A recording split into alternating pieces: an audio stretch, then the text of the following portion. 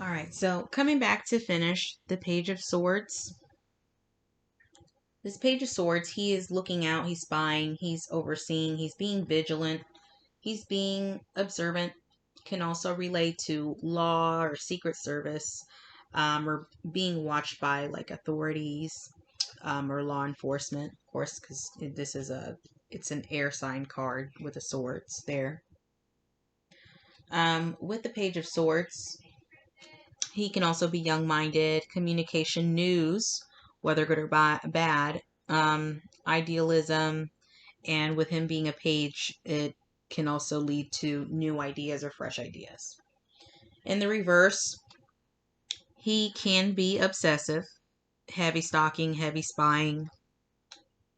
He can even be vicious. He can be a person who plots. He or she. Unprepared, mental illness or mental sickness to where they're obsessive to a point where it's really messing with their head, even to the extent of health. Can also be stale thoughts, no renewal, not moving on, speaking the truth, no longer being in the shadows, coming out of those shadows, how he's in the shadows here in this blue here, or like coming out of the dark. In the reverse, that's pretty much it when it comes to that. I think I kind of got that whole spiel out of the way when I was talking about the card for the most part. All right. So that ends the part for the Page of Swords. We're going to gently move that away over here. Here you've got your Knight of Swords. He's half dressed, side to side, one side armor, one side regular clothes, kind of like being stuck in two minds. Decisions. He's an air sign, so. But he's wanting to take action or charge ahead. Of course, he's got his armor there. So this can also be a card of being defensive or defending. With the Knight of Swords, he can be decisive, having bold ideas. He can be skilled, brave, having a wrath or being combative or destructive, resistant, and of course, in a sense, resistant where he's not fully dressed here. So resistant where he's not fully committed in here. In the reverse, he can be extravagant, incapable, indecisive, problematic, imprudent, or having hasty movement.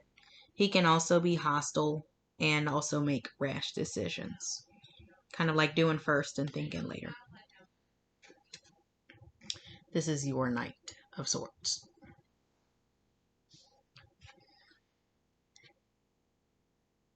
I really like this one. She's the Queen of Swords. She's my nun. Don't mess with none. So with this Queen of Swords, she is, of course, your air sign, your Gemini, Libra, Aquarius. She's the queen of that, the feminine of. With this Queen of Swords, she is very fair. She'll listen to what you have to say, but she'll still cut your ass off. So you see how she doesn't discriminate. What's just is just. So you have these two heads back here, one dark, one light. She doesn't discriminate. They're both back there, and they're both kind of like on equal sides, so treating everybody the same, whether good or bad, friend, foe, or fam. So with that, I got her dressed as a nun because she can be a person who is honest, just, not necessarily righteous, but more so doing the right thing. What's right is right, and what's wrong is wrong. And so she's holding her sword strong here because when she makes her decisions are what she goes with, and that's what stands, and that's how she stands her ground.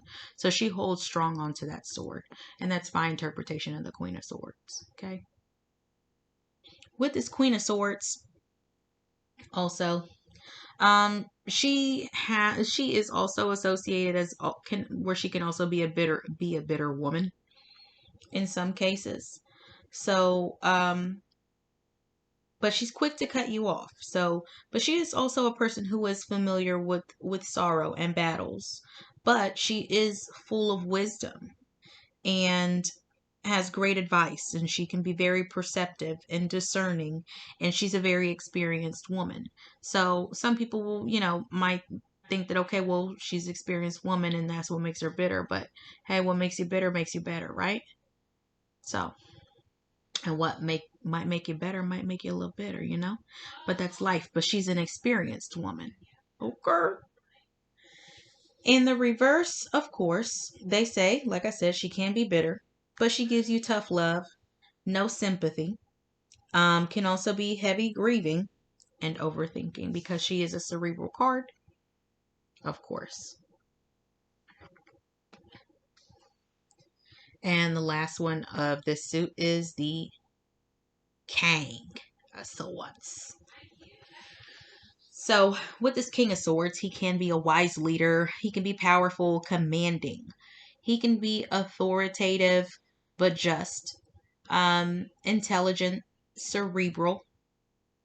Puts thoughts into things before making decisions for sure when he stands his ground. And the decisions that he makes are the decisions that he's gonna follow through with.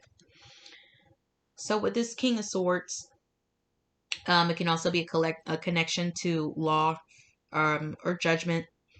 Intellectually mature he is, and knowledgeable. A wise leader, like I said before. In the reverse, he can be extremely cruel, evil intended. He can be perverse, barbaric, or cutthroat. He can even be a symbol of a breach of faith, not having any emotion, being arrogant, micromanaging, being indecisive, as the sword will be, pointing down, power hungry, and inflexible or authoritarian, if you are, depending on the reading or whatever. But I mean, authoritarian is very political, but more so being inflexible or being a freaking hard ass. So, that is for your swords, which are your air signs, Gemini, Libra, Aquarius, which I'm really not calling out the signs too much, because it's more so the energy of the cards. So, you know that your pentacles are your earth signs, um, which are your, Taurus, Virgo, Capricorn, which are your grounded signs, your air signs, Gemini, Libra, Aquarius, your water signs, Pisces, Cancer, Scorpio. And then you have your water signs, which are Pisces, Cancer. Yeah, I said Pisces, Cancer, Scorpio, which are your water signs. Hope I didn't mess that up. But more so, like I said, I'm not going with, okay, the King of Swords is this sign or the Emperor is an Aries, because, like I said, it's just the energy, and the cards have what they have. They represent what they do, but the energies can be changeable in regards to, uh, wands. Wands to me, is fire signs. So not always just narrowing it down. Oh, if it's strength, it's always going to be a Leo. Doesn't always have to be that. It's the energy. It's the fire energy. I'm just giving an example when it comes to that. So that's why I'm not really assigning or saying, okay, this particular card is what this actual energy of this type of sign is from this particular suit. Okay, okay. But for the air signs, normally they are seen as great manifestors. They're logical, having keen senses, lots of communication or no problems with communication for the most part. Being intellectual or cerebral, having superiority complexes, definitely can be detached. Also can be just or fair, or anything related to legal law, um, investigating, and things like that. Okay, so that pretty much, I know I kind of went on a tangent there, but for the most part, that is the remainder of this set of the suits of the swords.